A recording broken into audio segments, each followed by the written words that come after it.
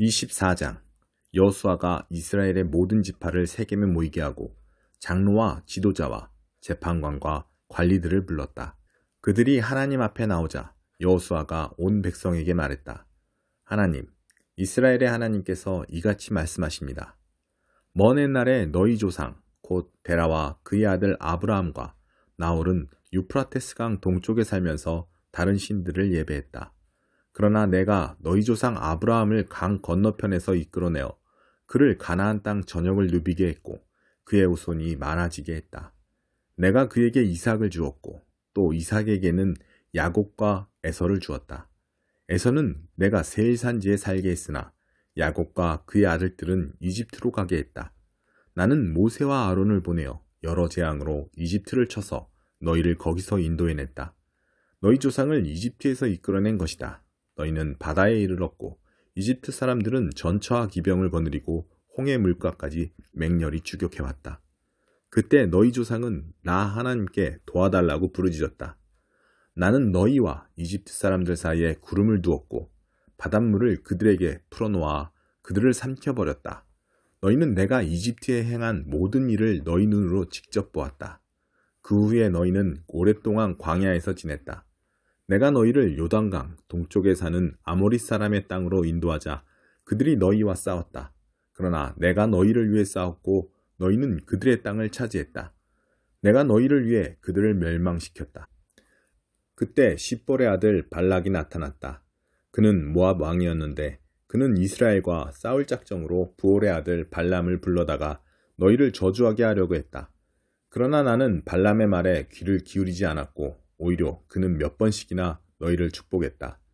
내가 너희를 그에게서 구한 것이다. 그 후에 너희는 요단강을 건너 여리고로 왔다. 여리고 지도자들뿐 아니라 아모리 사람, 브리스 사람, 가나안 사람, 헷 사람, 기르가스 사람, 히윗 사람, 여부스 사람이 힘을 합쳐 너희를 공격했으나 내가 그들을 너희에게 넘겨주었다. 내가 너희 앞서 말벌을 보내어 아모리 사람의 두 왕을 몰아냈다. 너희가 할 일을 대신해 주었다. 너희는 아무것도 할 필요가 없었다. 손가락 하나 움직일 필요가 없었다. 너희가 수고하지 않은 땅, 너희가 짓지 않은 성읍들을 내가 너희에게 넘겨주었다. 그래서 지금 이렇게 이 성읍들에 살면서 너희가 심지 않은 포도원과 올리브 과수원에서 난 열매를 먹고 있는 것이다. 그러니 이제 하나님을 경외하십시오. 온 마음과 뜻을 다해 그분을 예배하십시오. 여러분의 조상들이 유프라테스강 건너편과 이집트에서 숭배하던 신들을 없애버리십시오. 여러분은 하나님을 예배하십시오. 여러분 세상에 하나님을 예배하는 것이 좋지 않다면 여러분이 대신 섬길 신을 선택하십시오. 오늘 선택하십시오. 여러분의 조상들이 강 건너편 땅에서 예배하던 신들 가운데 하나를 택하든지 아니면 여러분이 지금 살고 있는 땅 아모리 사람의 신들 가운데 하나를 택하십시오. 그러나 나와 내 가족은 하나님을 예배할 것입니다. 백성이 대답했다. 우리는 하나님을 버리지 않겠습니다. 우리는 절대로 하나님을 버리고 다른 신들을 예배하지 않겠습니다. 하나님이 우리 하나님이십니다. 그분께서 우리 조상을 이집트의 종살이에서 이끌어내셨습니다. 그분은 그 모든 위대한 기적을 우리가 보는 앞에서 행하셨습니다. 우리가 수없이 많은 길을 지나고 여러 나라를 통과하는 동안 그분은 한순간도 우리에게서 눈을 떼지 않으셨습니다. 바로 우리를 위해 그분은 모든 민족, 곧 이 땅에 살던 아모리 사람과 모든 사람을 쫓아내셨습니다. 우리도 함께 하겠습니다. 우리도 하나님을 예배하겠습니다. 그분만이 우리의 하나님이십니다. 여호수아가 백성에게 말했다. 아닙니다. 여러분은 하나님을 예배하지 못할 것입니다. 그분은 거룩하신 하나님이며 질투하시는 하나님이십니다. 그분은 여러분이 돌아다니며 죄 짓는 것을 참지 않으실 것입니다. 여러분이 하나님을 떠나 다른 나라의 신들을 예배하면 그분이 곧바로 돌이켜서 여러분을 크게 벌하실 것입니다. 여러분에게 그 모든 선을 베푸셨지만 결국 여러분을 끝장내실 것입니다. 그러자 백성이 여호수아에게 말했다. 아닙니다. 우리가 하나님을 예배하겠습니다. 여호수아가 백성에게 말했다. 여러분이 하나님을 선택하고 그분을 예배하기로 한 것에 대해 여러분 자신이 증인입니다. 그들이 말했다. 우리가 증인입니다. 여호수아가 말했다. 이제 여러분이 가지고 있는 모든 이방신들을 없애버리십시오. 하나님, 이스라엘의 하나님께 온 마음을 드리십시오. 백성이 여호수아에게 대답했다. 우리가 하나님을 예배하겠습니다. 그분이 말씀하신 대로 행하겠습니다. 그날 여호수아가 그곳 세겜에서 백성을 위해 언약을 맺고 공식적으로 그것을 자세히 기록했다. 여호수아는 모든 지침과 규정을 하나님의 계시의 책에 자세히 적었다. 그리고 큰 돌을 가져다가 하나님의 성소 곁에 있는 상수리 나무 아래에 세웠다. 여호수아가 온 백성에게 말했다. 이 돌이 우리의 증거입니다. 하나님께서 우리에게 하신 모든 말씀을 이 돌이 들었습니다. 여러분이 하나님을 배반하지 못하도록 이 돌이 여러분에게 변치 않는 증거가 될 것입니다. 그 후에 여호수아는 백성을 각자 유산으로 받은 땅으로 돌려보냈다. 이 모든 일이 있은 후에 하나님의 종 눈의 아들 여호수아가 110살의 나이로 죽었다. 사람들은 그가 유산으로 받은 땅인 가하스산 북쪽 에브라임 산지의 딥나세라에 그를 묻었다. 하나님께서 이스라엘을 위해 행하신 모든 일을 직접 겪은 여호수아와 그보다 나중까지 산 장로들이 살아있는 동안에 이스라엘은 하나님을 섬겼다. 이스라엘 백성은 이집트에서 가지고 나온 요셉의 유고를 세겜, 곧 야곱이 세겜의 아버지인 하몰의 아들들에게서 산 땅에 묻었다. 야곱이 은화 100개를 주고 산 그 땅은 요셉 가문의 유산이 되었다.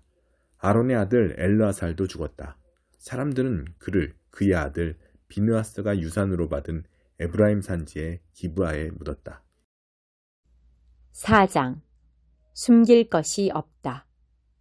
베드로와 요한이 사람들에게 말하는 동안 제사장들과 성전 경비대장과 사두개인들이 다가왔다. 그들은 이 신출내기 사도들이 사람들을 가르치는 것과 죽은 자의 부활이 예수께 일어났다고 선포하는 것에 분개했다. 그들은 사도들을 체포해 다음날 아침까지 감옥에 가두었다. 이미 늦은 저녁이기 때문이었다. 그러나 그들의 이야기를 들은 사람들 가운데 이미 메시지를 믿은 사람들이 많았다. 그 수가 대략 5,000명쯤 되었다. 이튿날 예루살렘에 회의가 소집되었다. 통치자, 종교 지도자, 종교학자, 대제사장 안나스, 가야바, 요한, 알렉산더 등 주요 인물들이 다 모였다. 그들은 베드로와 요한을 한가운데 세워놓고 따져 물었다. 누가 너희에게 이런 일을 맡기더냐? 도대체 무엇 때문에 이런 일을 하느냐? 그 말에 베드로가 성령이 충만하여 거침없이 말했다. 백성의 통치자와 지도자 여러분, 오늘 우리가 병자를 고친 일로 재판에 회부되어 신문을 받는 것이라면 나는 더없이 솔직히 말하겠습니다. 우리는 하나도 숨길 것이 없습니다.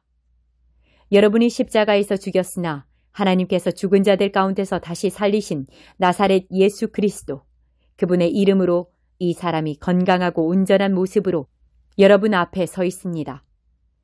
너희 석공들이 내버린 돌이 이제 모퉁이 돌이 되었다는 말씀은 예수를 두고 하신 말씀입니다. 구원받을 다른 길은 없습니다. 오직 예수의 이름 외에는 구원받을 수 있는 다른 이름을 우리에게 주신 적이 없고 앞으로도 없을 것입니다. 베드로와 요한이 어찌나 당당하고 자신 있게 서 있던지 그들은 두 사람에게서 눈을 뗄 수 없었다. 그 두 사람이 성경 훈련이나 정식 교육을 받지 못한 평신도인 것을 알고 그들은 더욱 놀랐다. 그들은 그 두 사람이 예수와 함께 다녔다는 것을 알았지만 그들 앞에 꼿꼿이 서 있는 고침받은 그 사람을 보고서는 뭐라고 반박할 말을 찾을 수 없었다. 그들은 방도를 짜내기 위해 베드로와 요한을 밖으로 내보내고 나서 서로 의논했다. 이들을 어떻게 하면 좋겠습니까? 기적이 일어났고 그 배후에 저들이 있다는 것이 이미 온 시내에 알려졌습니다. 우리도 부인할 길이 없습니다. 더 이상 일이 커지지 않도록 저들을 위협해서 입을 막읍시다. 다시는 누구한테도 예수의 이름을 말하지 못하도록 말입니다. 그들은 베드로와 요한을 다시 불러서 어떠한 경우에도 예수의 이름으로 말하거나 가르치지 말라고 경고했다. 그러자 그들이 바로 되받았다. 하나님의 말씀보다 여러분의 말을 듣는 것이 하나님 보시기에 옳은 일인지 여러분이 판단하십시오. 우리의 입장은 분명합니다. 우리는 우리가 보고 들은 것을 말하지 않을 수 없습니다. 종교 지도자들은 그들을 다시 위협한 뒤에 결국 풀어주었다. 그들을 감옥에 가두어 둘 만한 죄목을 찾지 못했던 것이다. 만일 가두어 두었다면 백성이 가만히 있지 않았을 것이다. 백성은 이번 일로 모두 하나님을 찬양하고 있었다. 이 기적으로 병이 나은 사람은 40살이 넘었다. 한마음 한뜻으로. 베드로와 요한은 풀려나자마자 동료들에게 가서 대제사장과 종교 지도자들이 한 말을 전했다. 보고를 전해 들은 사람들은 놀랍도록 하나가 되어 소리 높여 기도했다. 강하신 하나님, 주님께서는 하늘과 땅과 바다와 그 안에 있는 모든 것을 지으셨습니다. 주님께서는 주님의 종이자 우리의 조상인 다윗의 입을 통해 성령으로 이렇게 말씀하셨습니다. 나라들아 웬 소란이냐? 민족들아 무슨 비열한 모이냐? 땅의 지도자들이 자리 다툼을 벌이고 권력자들이 정상회담으로 모이니 하나님을 부인하고 메시아를 대적하는 자들이다. 과연 그들이 모였습니다. 헤롯과 본디오 빌라도와 나라들과 민족들과 이스라엘까지 바로 이 도성에 모였습니다. 주님의 거룩하신 아들 예수, 주님께서 메시아로 삼으신 그분을 해치려고 모의했습니다. 주님께서 오래전부터 계획하신 일들을 이루려고 모였습니다. 이제 그들이 또 시작합니다. 그들의 위협을 살피시고 주님의 종들에게 두려워하지 않는 담대함을 주셔서 주님의 메시지를 전하게 해주십시오. 주님의 손을 우리에게 내미셔서 주님의 거룩하신 종 예수의 이름으로 치유와 기적과 이적이 일어나게 해주십시오. 그들이 기도하고 있는데 그 모인 곳이 흔들리고 진동했다. 그들은 모두 성령으로 충만해져서 두려움 없이 계속해서 하나님의 말씀을 전했다. 믿는 사람들이 하나로 한마음 한뜻으로 연합했다. 그들은 자기 재산에 대한 소유권을 주장하지 않았다. 이건 내 것이니 당신이 가질 수 없소 라고 말하는 사람이 아무도 없었다. 그들은 모든 것을 공유했다. 사도들은 주 예수의 부활을 강력하게 증거했고 그들 모두에게 은혜가 머물렀다. 그리하여 그들 가운데 궁핍한 사람이 단 한 명도 없었다. 밭이나 집이 있는 사람들은 그것을 팔아서 그 판 돈을 사도들에게 가져와 헌금했다. 사도들은 각 사람의 필요에 따라 그 돈을 나누어 주었다. 키프로스 태생의 레위 사람으로 사도들이 바나바, 위로의 아들이라는 뜻이라고 부르던 요셉도 자기 소유의 밭을 팔아서 그 돈을 가져다가 사도들에게 헌금했다. 13장 두 가지 상징. 하나님께서 내게 말씀하셨다. 가서 모시바지를 사서 입어라. 다른 옷으로 갈아입지 말고 빨지도 마라. 나는 하나님께서 제시하신 대로 바지를 사서 입었다. 그러자 하나님께서 말씀하셨다. 네가 산 바지를 가지고 브라스로 가서 그것을 바위 틈에 숨겨두어라. 나는 하나님께서 말씀하신 대로 그 바지를 브라스에 숨겼다. 꽤 시간이 지난 다음에 하나님께서 내게 말씀하셨다. 브라스에 다시 가서 전에 내가 숨겨두라고 한 그 모시바지를 가져오너라. 나는 브라스로 가서 전에 숨겨두었던 장소에서 바지를 다시 꺼냈다. 그런데 그 바지는 썩어 문드러져 폐물이 되어 있었다.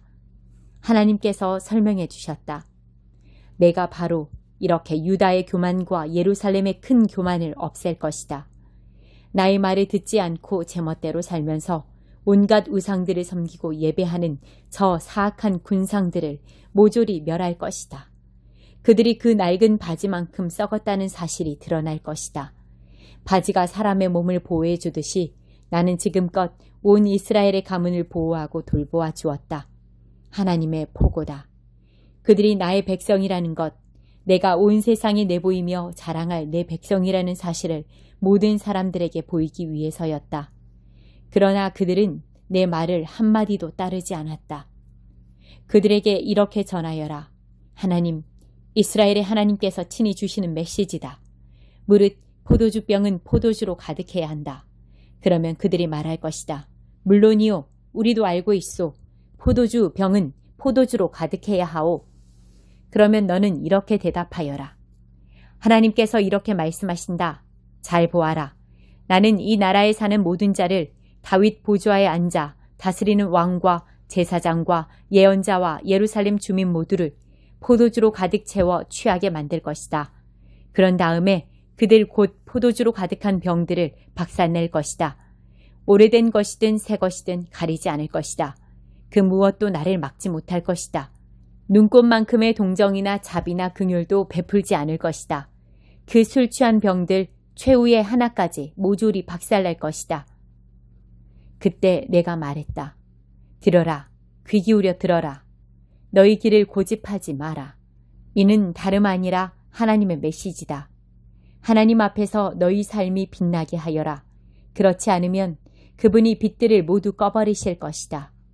너희는 어두운 산길을 걷다가 넘어지고 말 것이다. 늘 있을 것이라고 여겨온 빛이 꺼져버리면 온 세상은 암흑천지가 될 것이다. 백성들아, 너희가 그래도 귀 기울여 듣지 않으면 나는 홀로 떠나서 너희를 위해 울 것이다. 너희의 그 고집스런 오만 때문에 울 것이다.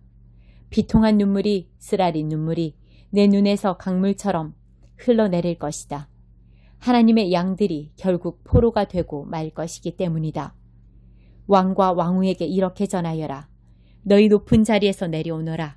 너희의 눈부신 왕관은 너희 머리에서 벗겨져 내릴 것이다.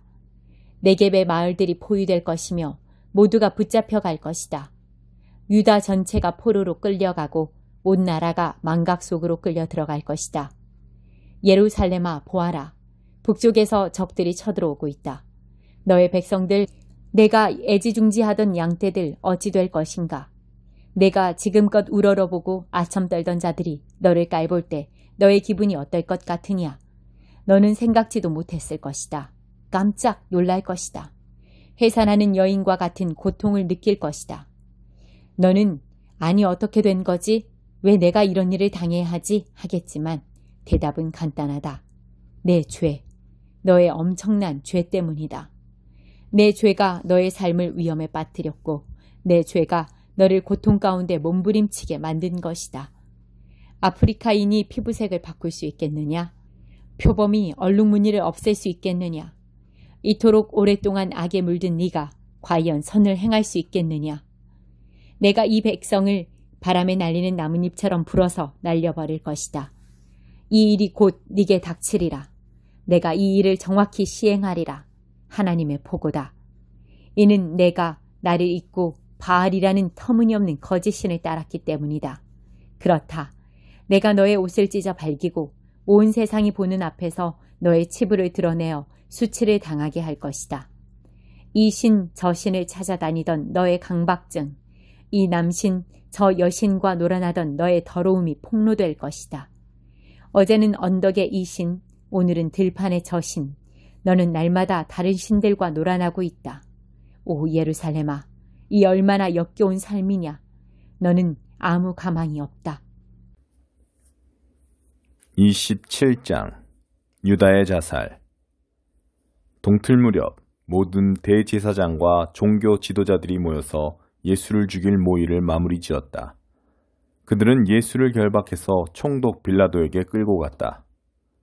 예수를 배반한 유다는 그분에게 유죄 판결이 내려진다는 것을 알았다. 양심의 가책을 이길 수 없었던 그는 은화 30개를 대제사장들에게 돌려주며 말했다. 내가 죄를 지었소. 내가 죄 없는 사람을 배반했소. 그러나 그들이 말했다.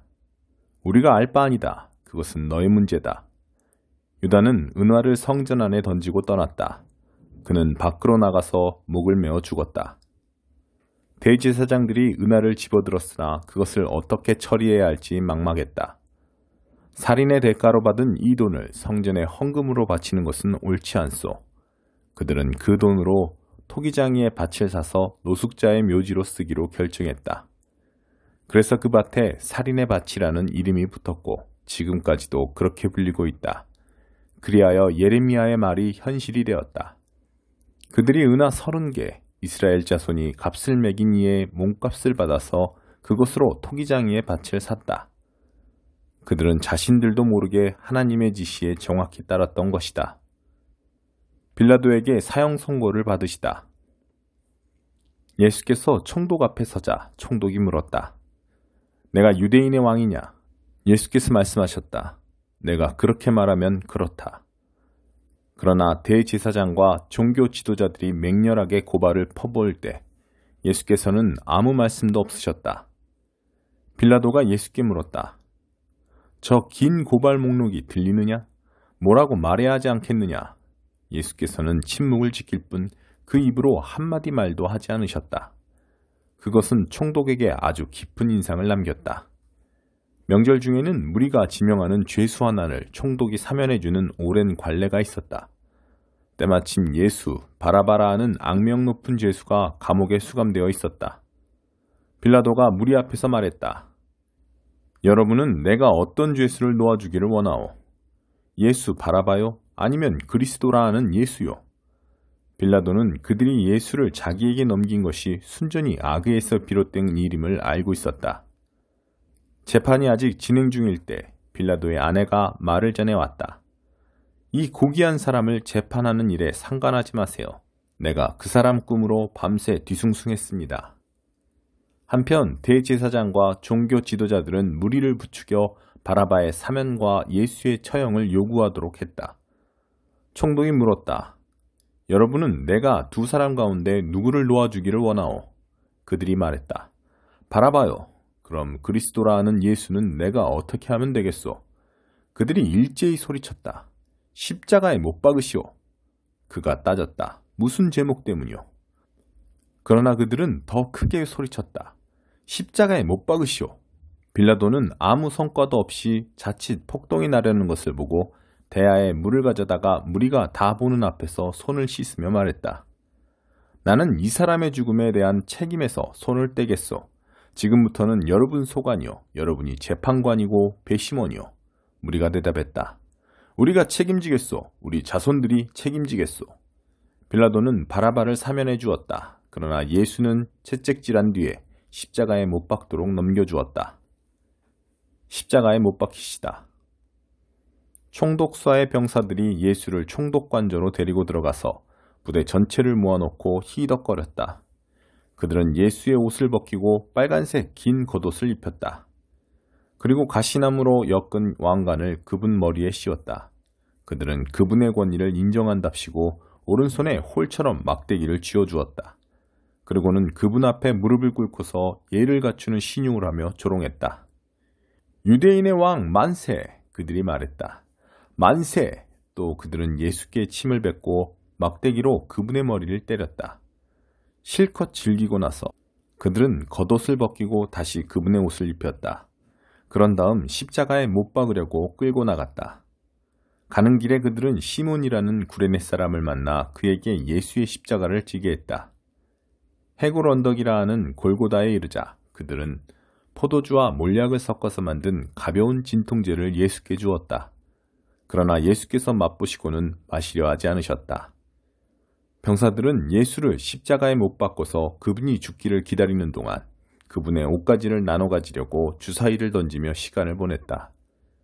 그분의 머리 위에는 이 사람은 유대인의 왕 예수다 라고 쓴 팻말이 붙어 있었다.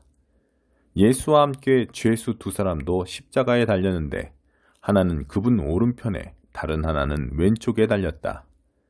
길을 가던 사람들은 슬픈 척 고개를 저으며 예수를 조롱했다. 성전을 헐고 사흘 만에 다시 짓겠다고 으스대던 내가 아니냐. 그러니 실력을 보여봐라. 내 자신을 구원해보아라. 내가 정말 하나님의 아들이면 그 십자가에서 내려와봐라. 바로 그 자리에서 대제사장들도 종교학자와 지도자와 나머지 사람들과 어울려 신나게 그분을 비웃었다.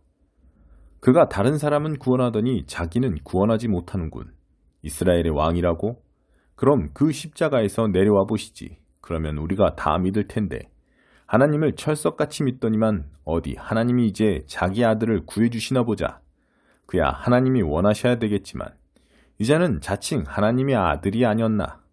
예수와 함께 십자가에 못 박힌 두 죄수까지도 조롱에 가세했다. 정오부터 3시까지 온 땅이 어두워졌다. 오후 중반쯤에 예수께서 깊은 데서부터 신음하며 큰 소리로 부르짖으셨다. 엘리 엘리 라마 사박다니. 이 말은 나의 하나님 어찌하여 나를 버리셨습니까? 라는 뜻이다. 곁에서 그 말을 들은 몇몇 사람들이 이 사람이 엘리야를 부른다 하고 말했다. 그 가운데 한 사람이 달려가서 손뭉치를 신 포도주에 적셔서 장대에 달아올려 그분께 마시게 했다.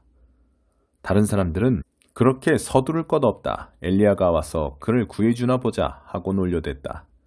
그러나 예수께서 다시 한번 크게 소리 지르시고 숨을 거두셨다. 그 순간 성전의 휘장이 위에서부터 아래까지 둘로 찢어졌다. 지진이 일어나서 바위들이 갈라져 산산조각 났다. 그뿐 아니라 무덤들이 열리면서 무덤 속에 자고 있던 많은 믿는 이들의 몸이 살아났다. 예수께서 부활하신 후에 그들은 무덤을 떠나 거룩한 도성에 들어가서 많은 사람들에게 나타나 보였다. 경비대장과 그와 함께 있던 사람들은 지진과 그 밖에 일어난 일을 보고는 몹시 두려웠다. 그들은 말했다. 이 사람은 하나님의 아들이 틀림없다. 또한 많은 여자들이 멀리서 지켜보고 있었는데 그들은 예수를 섬기려고 갈릴리에서부터 그분을 따라온 사람들이었다. 그들 가운데는 막달라 마리아, 야고보와 요셉의 어머니 마리아, 세베대의 두 아들의 어머니도 있었다. 무덤에 묻히시다.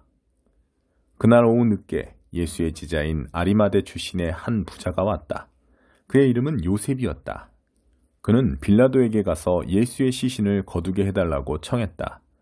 빌라도는 그의 청을 들어주었다. 요셉은 시신을 가져다가 깨끗한 세마포에 싸서 최근에 바위를 깎아서 만든 자신의 새 무덤에 모셔두고 큰 돌을 굴려 입구를 막고 나서 그곳을 떠났다. 그러나 막달라 마리아와 다른 마리아는 남아서 무덤이 잘 보이는 곳에 앉아 있었다. 해가 진 후에 대제사장과 바리새인들이 빌라도에게 면회를 청했다. 그들은 말했다. 총독님, 저 거짓말쟁이가 살아있을 적에 내가 사흘 후에 다시 살아날 것이다 하던 말이 이제야 생각났습니다. 사흘째 되는 날까지 무덤을 봉인해야 되겠습니다. 그의 제자들이 와서 시체를 훔쳐가서는 그가 죽은 자들 가운데서 살아났다고 하면서 떠들고 다닐 가능성이 높습니다. 그렇게 되면 우리의 처지가 전보다 더 곤란해집니다. 나중 속임수가 처음 속임수보다 더 해를 끼칠 수 있습니다. 빌라도가 그들에게 말했다. 당신들에게 경비대가 있을 것 아니오. 가서 힘껏 지키도록 하시오. 그들은 나가서 돌을 봉인하고 경비병을 세워 무덤을 단단히 지켰다.